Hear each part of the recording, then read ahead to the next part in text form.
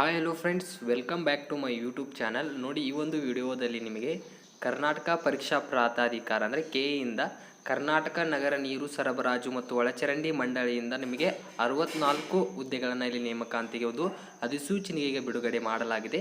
ಯಾವ ಒಂದು ಹುದ್ದೆಗಳು ಇಲ್ಲಿ ಇದ್ದಾವೆ, ಟೋಟಲ್ ಆಗಿ ಎಷ್ಟು ವೇಕೆನ್ಸಿಗಳಿದ್ದಾವೆ ಅಂತ ಈ ಒಂದು ವಿಡಿಯೋದಲ್ಲಿ ತಿಳ್ಕೊಳ್ಳೋಣ.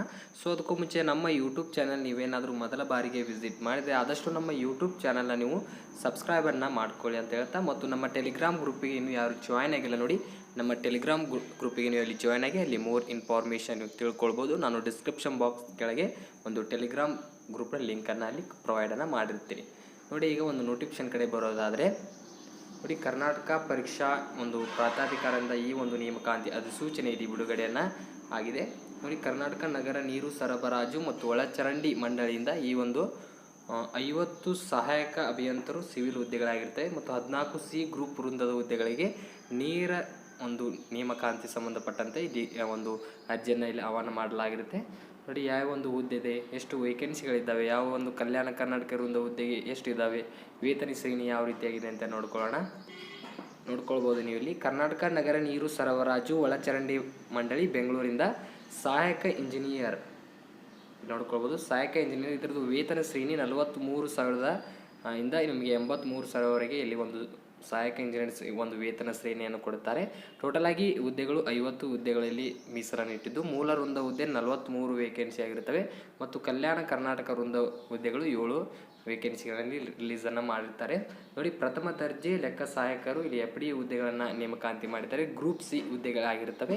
27,650 ಮತ್ತು 52,000ವರೆಗೆ ಇಲ್ಲಿ ವೇತನ ಶ್ರೇಣಿ ಇದೆ. ಟೋಟಲ್ ಆಗಿ ನಿಮಗೆ 14 ವೇಕೆನ್ಸಿಗಳನ್ನು ಇಲ್ಲಿ ರಿಲೀಸನ್ನು ಮಾಡಿದ್ದಾರೆ.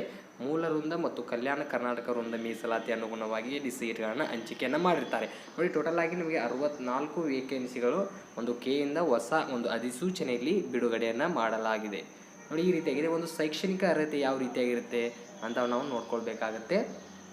ನೋಡಿ, ಶೈಕ್ಷಣಿಕ ಅರ್ಹತೆ ಇಲ್ಲಿ ನೋಡೋದಾದರೆ ಸಹಾಯಕ ಇಂಜಿನಿಯರ್ ಸಿವಿಲ್ ಈ ಒಂದು ಹುದ್ದೆಗೆ ಅಭ್ಯರ್ಥಿಯು ಭಾರತದಲ್ಲಿನ ಕಾನೂನು ರೀತಿಯ ಸ್ಥಾಪಿಸಲ್ಪಟ್ಟ ವಿಶ್ವವಿದ್ಯಾಲಯದಿಂದ BE ಮತ್ತು BTech ಇಂಜಿನಿಯರಿಂಗ್ ಪದವಿಯನ್ನು ಸಿವಿಲ್ ವಿಭಾಗದಲ್ಲಿ ಪಡೆದಿರಬೇಕಾಗುತ್ತೆ.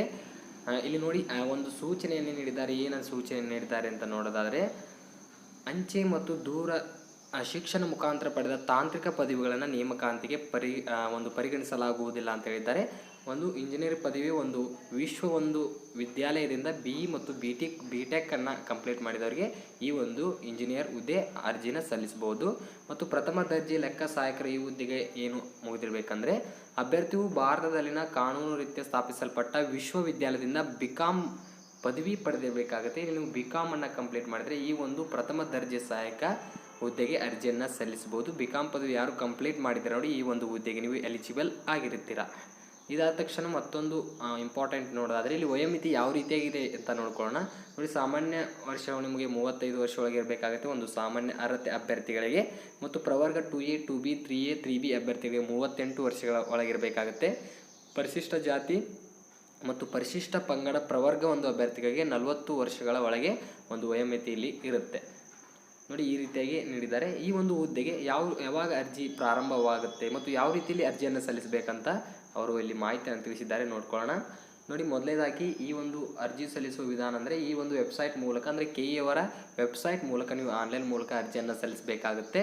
ಆನ್ಲೈನ್ ಅರ್ಜಿ ಸಲ್ಲಿಸುವ ದಿನಾಂಕ ನೋಡೋದಾದರೆ, ಆನ್ಲೈನ್ ಮುಖಾಂತರ ಅರ್ಜಿ ಸಲ್ಲಿಸುವ ಪ್ರಾರಂಭ ದಿನಾಂಕ 10/2/2024 ಈ ಒಂದು ಅರ್ಜಿ ಪ್ರಾರಂಭವಾಗುತ್ತೆ. ಮತ್ತು ಆನ್ಲೈನ್ ಮುಖಾಂತರ ಅರ್ಜಿ ಸಲ್ಲಿಸುವ ಇಲ್ಲಿ ಕೊನೆಯ ದಿನಾಂಕವಾಗಿರುತ್ತೆ. ಮತ್ತು ಶುಲ್ಕ ಪಾವತಿ ಮಾಡಲು ಕೊನೆಯ ದಿನಾಂಕ 14/3/2024 ಈ ರೀತಿಯಾಗಿ ಇರುತ್ತೆ. ಮತ್ತು ಫೀ ನೋಡೋದಾದರೆ ನಿಮಗೆ ಇಲ್ಲಿ ಸಾಮಾನ್ಯ ಅರ್ಹತೆ ಅಭ್ಯರ್ಥಿಗಳಿಗೆ 750 ರೂಪಾಯಿ ಶುಲ್ಕವನ್ನು ಪೇ ಮಾಡಬೇಕಾಗುತ್ತೆ. ಮತ್ತು ಪರಿಶಿಷ್ಟ ಜಾತಿ ಪಂಗಡ ಮತ್ತು ಪ್ರವರ್ಗ ಒಂದು ಅಭ್ಯರ್ಥಿಗಳಿಗೆ ಮತ್ತು ಮಾಜಿ ಸೈನಿಕ ಮತ್ತು ವಿಕಲಚೇತನ ಅಭ್ಯರ್ಥಿಗಳಿಗೆ 500 ರೂಪಾಯಿಯನ್ನು ಇಲ್ಲಿ ಪಾವತಿಯನ್ನು ಮಾಡ್ಕೊಳ್ಬೇಕಾಗುತ್ತೆ.